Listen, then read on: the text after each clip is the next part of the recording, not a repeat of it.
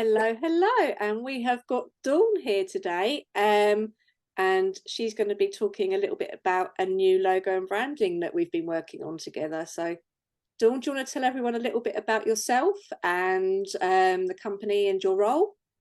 Yes, of course. Hi. So I work for a company called Rhopoint Holdings. I'm responsible for the marketing within the organisation. We have 8 companies underneath that umbrella, all involved in manufacturing, distribution, and sales of industrial components. So it's all B2B, B2B type activities. And I've had the pleasure of working with you, Tracy, now for 4 glorious years. Yes, it's gone by quickly, hasn't it? It has, doesn't it? Flies when you're having fun. It does, exactly that. So we've been, obviously, as you said, working together for a while now, and that's been with with the company that you work for all the existing branding. But we've been working on something quite exciting, haven't we? I'm so glad we can finally talk about it now, which is I great. know. I've been itching to get going about this. I've got all my case studies ready and everything else, but we had a little NDA in place, didn't we, to until it was all up and running. So do you want to give a little bit of info about the new logo and branding and the product itself? Yeah, absolutely. So one of our companies, Rhopoint Americas, is the sales support and service office for our manufacturing company within the US. Now they've got a market sector which is for auto detailing. So this is basically where people are polishing cars to a mirror finish. So we're talking really high-end vehicles, Lamborghinis, Ferraris, and a customer will bring their car to the detailer and the detailer will make their vehicle look like perfection. So we have a tool to measure the perfection, and that new tool is called the Detailometer. So we've had the pleasure of working with you for everything from the logo design to all the branding, brand guidelines, website, and our first exhibition for this product. Yes. Yes, and do you know what? I know we were working on obviously all the exhibition stuff in the lead up to it. I never realised how big SEMA was. Yeah, the SEMA exhibition in Las Vegas, which is the place where we've premiered this product, is enormous. Yeah, I think it's one of the biggest trade shows in Las Vegas, and it's really for anyone who's a petrol head. So it's got a wide reach. Yes. Well, funny you say that because I went a few months ago now in the summer to a car show called Petrol Hedonism.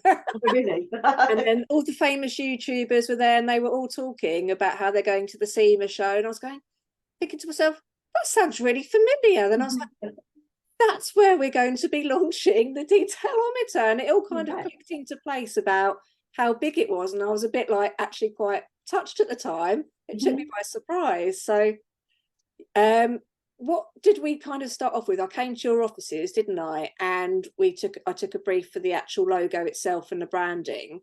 That's correct, yeah. And it's very different to anything that we've ever worked on before, because most of the projects that we've done, or all of the projects we've done, are all B2B. So we're business to an organization. But in this instance of marketing a product to the detailing or polishing world, it's very often an individual that will be polishing the vehicle. I mean, in some cases, yes, there are larger organizations, but a lot of people who will be using this product are an individual, a one-person organization. So we had to adapt the strategy that we've been using to something completely different, which was a lot of fun, I have to say. It was a lot of fun. I remember the meeting actually, because there's a few of the other team in there as well, wasn't there? Excuse me. And we were just kind of bashing around ideas and having a little bit of a laugh at the same time, because it was quite exciting to just create something a little bit new and different from the Rhopoint brand.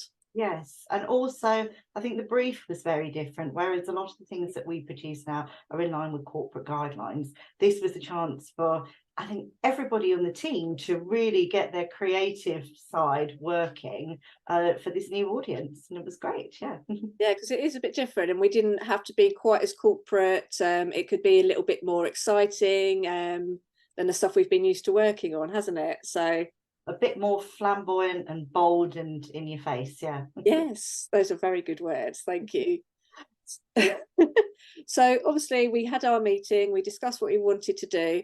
Then afterwards, obviously, I went away and squirreled away my living room here to create some concepts. I mean, how did you find the process itself, and how did you feel when you got the first proof with all the different concepts in? The process itself was incredibly simple. I think we spent a long time talking to you about what the brand was going to be, what it was going to stand for, who was the audience, and trying to get inside the head of the target user of our product.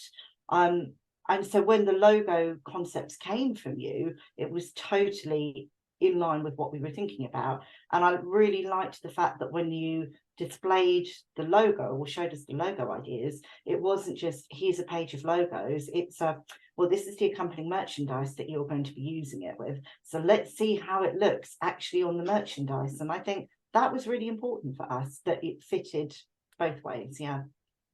I think that's a good thing that you've mentioned there, because when you actually see the logo on just a page, it could look really nice, but then when you put it onto something, it could look different. And so when you actually see something in the context it's going to be used in, because I think we did a mixture of things, didn't we, from the actual instrument itself through to some t-shirts and aprons, key rings. We did quite a few, didn't we? And that really helps put it into context so you can actually imagine it in use. Yes, exactly. And then we also have to bear in mind the limitations of when you actually put the logo onto the product itself. We don't have the same level of flexibility that you have when you're putting a logo just onto something that you're using digital or something that you're printing. We have different constraints to work with them, so it has to fit different color palettes and things as well. So that was very important for us to consider, which is something that we did. Yeah, exactly, because that was a bit of a learning curve for me, because yeah, the process to applying something was completely different on the instrument itself, because it's metal. Is it metal, steel? Yeah. Yes, yeah. So when it's put onto that, it is a different use. You have to think about the detail and how it's going to show through onto that, so you don't lose anything. So that was quite exciting challenge for me as well to work on, which is nice because I like to keep up to date with all that kind of stuff. So yeah, I found that quite interesting. So I've got some other questions here for you.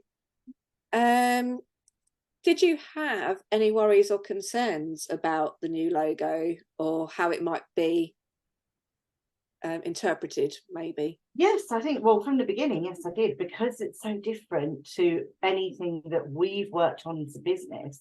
It was about getting it right for the audience. Yeah. And once we started to show it around to people, the fact that people were saying, oh, I love the logo. I love the logo. Yep, that's really good. You can understand straight away what the product is. And they said, oh, even the people within our company were saying, we want all that merchandise. It looks great. The logo looks lovely. So, oh, that's really good to hear, because it can be a bit nerve-wracking from a design point of view as well, when you click send and send everything over to your client, you're like, are they going to like it? Even though you've done all the work, you've had the discussions, you've explored everything in advance, it's still a little bit nerve-wracking. So to hear that everyone loves it is really good and really helpful, actually. So yeah. good. And I think what really helped us is that you understood the brief, that the majority of the market to start off with for this product is going to be in the US.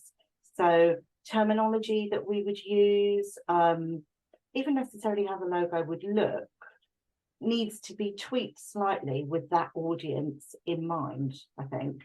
Yeah, and I think that's where the because we did a lot of work with the tone of voice and the brand values, and the mission and vision statement as well, because that's really the underlying so I've got a frog in my throat today.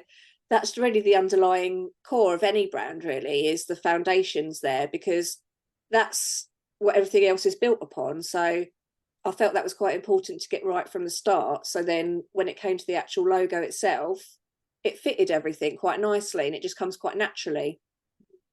Yeah, the rest of the materials came quite naturally, yes. Yes, they have actually. It's been a pleasure to work on everything and get that little bit of creativity as well. Um, so now you've had the show. How did that go, first of all? Fantastic. I didn't get the pleasure of attending the show, but from what I hear from our guys, it was amazing. The show was really good. They've had a lot of interest in the product. So we're sat here ready and waiting to take some orders now. Oh, good luck with that. I'm sure it'll be an absolute success. Mhm. And do you like, obviously, I know you've spoken to the guys that went and everything. So it's a shame that the designer and the marketing manager couldn't go, of course. But Problem with budget somewhere, I think. It's not yeah, right. maybe next time. But how do you think that they felt with the logo and branding in place that we've created and everything that we worked on with the stand and everything? Do you think that did make a difference Yes, to?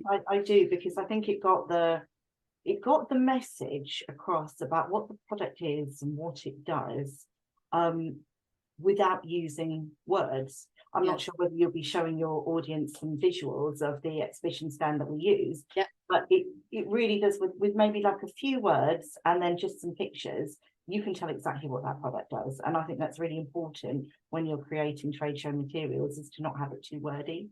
Oh, definitely, because it's just to get somebody's attention straight away, isn't it? And then once they're on the stand, that's where then they can look at the other material in a little bit more detail and meet everyone and ask questions, that sort of thing. So yeah, no, that's really good to hear. And I think as well, as you mentioned, designing stuff for a trade show is really different to other bits, isn't it? Because yeah, you're designing, we created some leaflets that went with it, and obviously all the like packaging and everything else. So to see everything coming together and united with the stand as well, I think that you see how everything works in tangent with each other. Yeah, it's great. It's been a pleasure, and we're really happy with the product that we have in the market. Oh, I'm so happy to hear that. And thank you for including me in that, because it's always really exciting to see something that you've worked on actually out there as well. Yeah, yeah. Um, so yeah, that's a great bit of when I actually see it in real life. I'm like, wow, I Yeah, actually did that. you can't have one though. Oh, I don't know if it would it work on my Volvo. You'll be polishing hard, Chase. Maybe my boyfriend.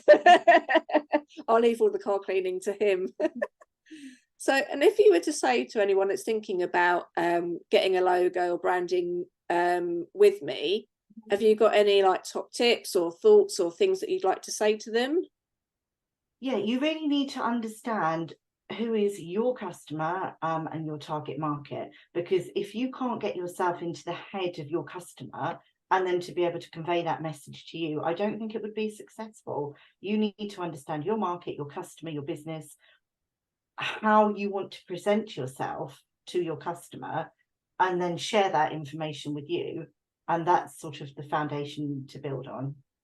Yeah, and I think as well, obviously, as you mentioned that, I think part of that process is because I've got the design brief that does ask my clients to kind of go into that detail. And a lot of people have actually said back to me they found it quite interesting because it's made them think again or Yes. think a different way to what they're used to, because it's very easy when you're involved in something to know everything. And so then when you have to take that step back and actually think about it, it can bring up new opportunities and ideas as well. Yeah, and also perhaps focus you on where you want to be, Yeah, and cut definitely. the noise down a little bit. Yeah, Oh, well, thank you for your time today. It's been a pleasure as always. very welcome indeed. Yes. And oh yes, amongst this video, I think I'll probably pop in a few examples of the stand and everything. And yeah, so that everyone can see exactly what we're talking about. Perfect. Well, thank you for your time, and I will let you get on with your day. Thank you, Tracy. Thank you. Bye. Bye.